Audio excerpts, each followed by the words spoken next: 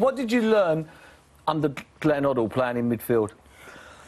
Well, I learned that not all of us have got eyes in the back of the head and wing mirrors. Yeah. Because, no, honestly, playing with him in midfield, I mean, as I said, Merce, you would have seen it yourself in training. The guy is a genius, absolute genius. And I learned that you needed, I thought, in midfield, you needed both feet. Well, I thought looking at him you did anyway, because he could shift it one way, shift the other. And looking at him, you'd also think that you needed every club in the bag. You needed to hit it 60 yards, the little ones into feet, little dinks, chips, spins when it was coming to him round corners and that. As I said, yeah, watching him in training, as I said, it was delightful some days. And even though he was, I think, 37, 38 or whatever, when I first started, he was by far, I thought, the best player every day. How did things change under Ruud Gullit?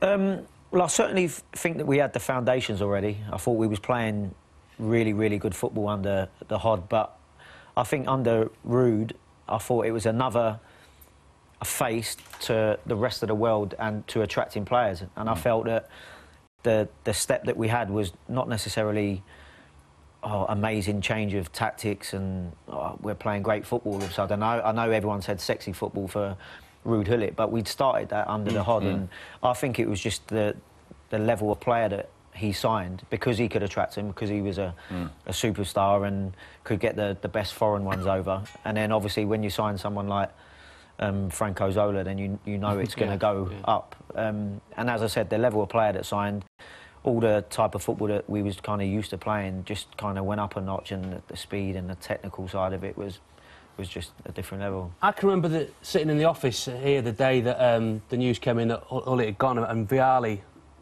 had taken over, and I remember it being a massive shock. Was it a shock to you? Yeah, it was a shock. It was a good shock. I was happy with it.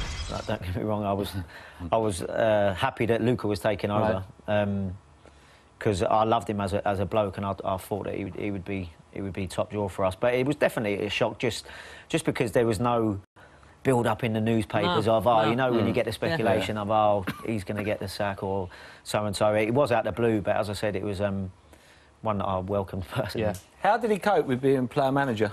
Because you've got to come in, sometimes you're having a nightmare and you've got to come in and start digging people out. I've been there myself. I think that was one of the things that he struggled with, because he was my roommate before he was the manager, so I was kind of not close with him like mates or anything, but as I said, I tried to pick his brain a number of times, and I think when he became manager, I did see a change in him. Obviously, he wasn't as involved with the lads, which you can't be.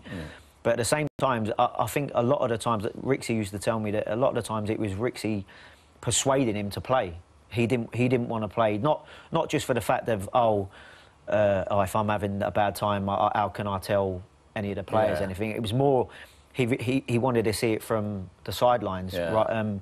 But then there were times, I think, where obviously Graham Rix and I'm sure some of the players at times were like thinking, I think we need you to play in this one. Do you know what I mean? He was that good a player. Definitely. You had a fantastic Champions League campaign, 99-2000. How did you find the step up from playing the Premier League to playing in the Champions League? I found it fine. I thought the pace of it was slower. Don't get me wrong, I felt that some of the gaffes you were going to and playing, and the level of player was obviously very high, but I found no big difference to it at all, rather than maybe, as I said, the build-up.